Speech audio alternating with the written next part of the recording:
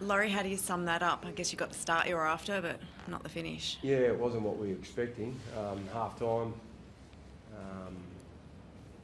wanted to be there, be highly competitive in the first half. Second half, we missed the mark on a lot of things. So disappointing, very disappointing. It's early days, but can you pinpoint where you think kind of things went wrong in that second half? I think there was a lot of areas, and they just sort of compounded. So they were good. Queensland were very good, as we know they always will be. But yeah, we just missed the mark. So we're going to have a real hard look at ourselves and come up with the answers, which I'm sure we will. And good opportunity for us to go up to Queensland and try and win a series.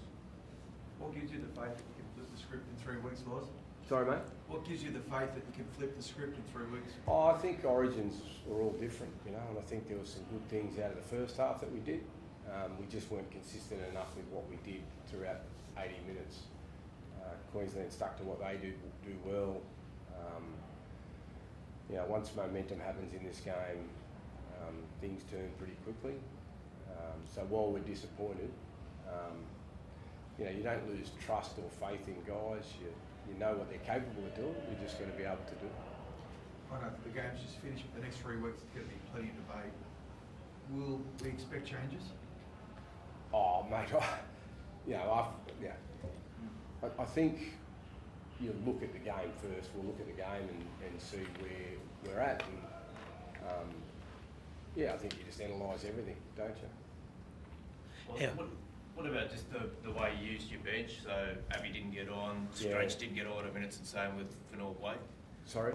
Like there were a couple of blokes that didn't get on. Yeah. Like they didn't get on or didn't get all the Yeah, minutes. it's sort of sometimes with the way that the bench and the momentum happens and what you need at certain stages, it's quite difficult when you've got certain players. But two's always going to miss out. So, when we went down to 12, we had to take him back off because we felt like we needed more speed rather than having a big guy there. So there's plenty of things you think about in the coach's box. I think for us, we just missed the mark in a few areas that we needed to be better at. Laurie, some of those areas were field position, but also inability to complete sets. Were they some of the frustrating aspects, particularly going in towards the second half? Yeah, at half time, I think Queensland were at 95%, we were at 75%, sort of didn't really, we just shot ourselves in the foot. We didn't give ourselves the best opportunity, so that's on us. We're going to wear it, which I'm sure we will. But as I say, for us, it's about now, looking at what we did, making sure we're better, come with a great opportunity when we go to Queensland in 3 weeks' time. Loz, can you give us some insight into Mitch Moses coming from the field?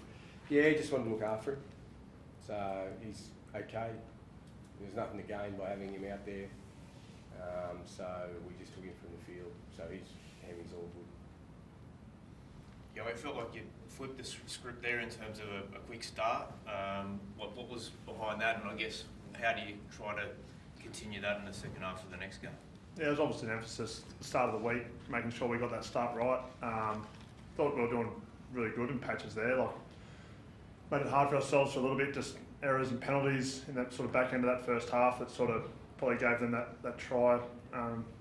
We sort of gave them a bit of a ascendancy, a bit of confidence, but thought we went in really confident at half time. I felt like all the conversations were positive, and then we just missed the mark. I think it was our second kick chase. Someone makes a line break, and just putting ourselves under pressure too much. I don't know if that was because we had to do a bit more work in the first half because of the pressure we're putting ourselves under, but ultimately they weren't shooting themselves in the foot like we were. And you could feel they were growing in confidence as the game went on. You could sort of feel they were starting to win the field position battle in that second half. So their line speed changed a little bit. Then off the back of that, we got bogged down for little periods there. So it's disappointing. Really proud of how we started the match and little periods in that half. But ultimately everything's worth double in the second half, and we just missed the mark. What about going up there for a game 3 decider? It's something that you've done, you know about. Have you got confidence that you can get the job done up there? Yeah, certainly. It's what a place to play first and foremost. But that's the opportunity in front of us now. Like I think if you ask us at the start of the series, you get to go have a decider at Suncorp. Yeah, just a hell of a place to play. At 50,000 there, rocking. And that's what makes teams that can go up there and win special. So that's what's in front of us now. So that's the next 2 weeks going back to clubland, making sure you're confident going into game 3. That also obviously goes off the side Laurie picks, and just get ready to go. There's no excuses now. There'll be a lot of media attention and hyping it up, and yeah, that's what makes this spectacle so great, is these deciders, and particularly up there. So that's what's in front of us now. That result kind of fracture can strengthen you. I'd like to think that's going to strengthen this group. I'm looking forward to that. Yeah, Origin is always debated, scrutinised, and now after a loss, is that what you'll tell the players, how to manage the noise? Yeah, it is, but everyone does it individually, and they've got their own sort of way of dealing with it. Some blokes will probably jump off social media altogether. Some blokes will look at it and can sort of filter it better than others. Ultimately, it's on yourself. So you've got to go and make sure you look back at your own performance, critique it, see where you can be better, and I think that's what this group will do. So I've got the utmost confidence in this side, this group of blokes. Both games have been different squads, but yeah, I just think what an opportunity for this team. So I can't wait. I can't wait to see what this next couple of weeks looks like, and yeah, like I touched on, what an opportunity.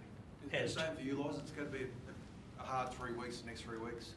Just the distractions, the talk. Yeah, I think I'm pretty good at putting distractions to the side, with all respect.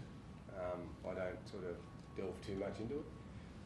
But yeah, I mean, you know, players, coaches have to have a look at ourselves too, make sure that we're better. And we will be. But I'm, you know, disappointed, but also excited about the fact that everyone loves going to Suncorp. Everyone loves going up there to play, so it's a great opportunity for us to play our best football of the series. If there was one cool thing tonight, was the debut of Marky Mark, which make of his performance. Yeah, he was great. Had some really nice touches. A couple of opportunities, obviously. Yeah, so no, he was good. Loz, have you got some tough calls as well to make? Because you're going to have some fresh bodies available, likes of Blake Brayley, Tom Trebojevic, Latrell Mitchell, Bradman Best, proven performers at this level. Yeah, I think you just got to analyse the game first and foremost, and then sort of see how the players play over the next couple of weeks and see who's playing. It is what it is. We'll assess and see, look at the game and see where we can go and do better. We can do better. I'm sorry. Were you happy with how your halves combination worked? Yeah, they had their moments, but again, you know, when you're under the pump and when you're no field position and your ruck is getting pounded, you know, we weren't as good on the ground as what Queensland were. Their rucks seemed a lot faster. Ours seemed a lot slower. So they did a really good job there on us. So you know, a bit of momentum ball. We've just made it hard on ourselves. So you know, there's some things there that you identify straight away that you know you can fix. But then we'll have a look a little bit deeper. Obviously, when you watch a video, you can learn a bit more.